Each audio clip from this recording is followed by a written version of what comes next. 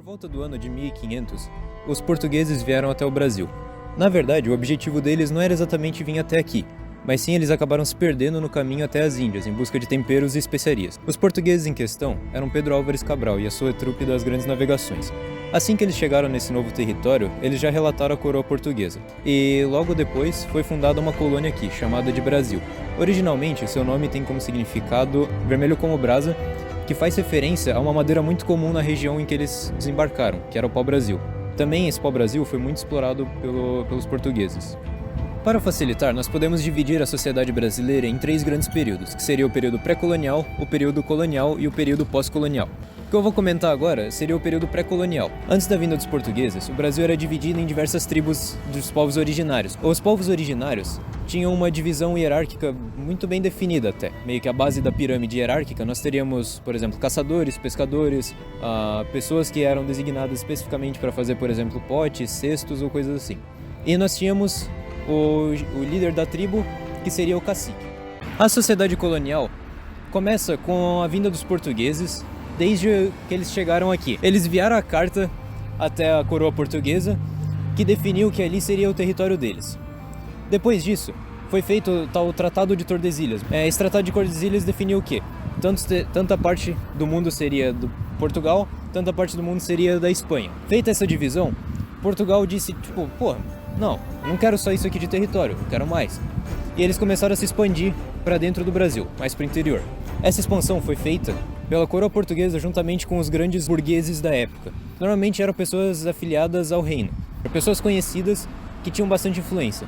Também foram feitas algumas expedições jesuítas. Essas expedições iam desde a região nordeste até a região sul.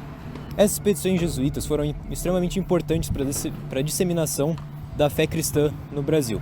Afinal, eram eles que pegavam os indígenas e levavam até meio que centros de conversão, onde esses indígenas eram forçados a aceitar a fé cristã, ou eles seriam utilizados como mão de obra escrava, ou até mesmo poderiam ser mortos. Após o período do Brasil colonial, nós temos o período de independência do Brasil, em 1822, mais especificamente 7 de setembro.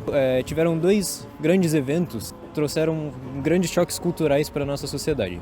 Um deles foi a Primeira Guerra Mundial e o outro seria a Segunda Guerra Mundial. Esses eventos foram extremamente importantes porque, com as guerras acontecendo na Europa, os habitantes desse território, os europeus, vieram para territórios principalmente americanos, como Estados Unidos, Uruguai e o Brasil. Então uma grande leva desses imigrantes veio e trouxe a sua cultura consigo. Isso ampliou ainda mais o valor cultural da nossa sociedade. A igreja teve um papel essencial na formação da nossa sociedade aqui no Brasil.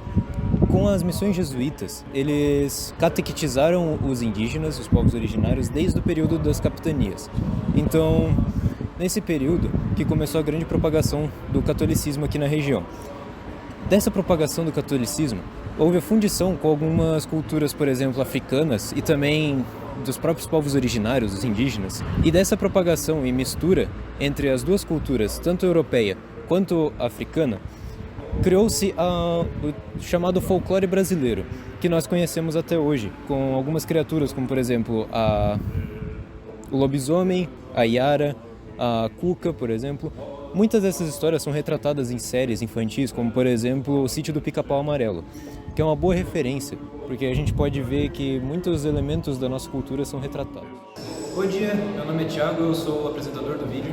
Eu sou o Vitor, sou o roteirista. Eu sou o Luiz Felipe, eu sou o cameraman. E eu sou o Gustavo, o editor. As capitanias portuguesas.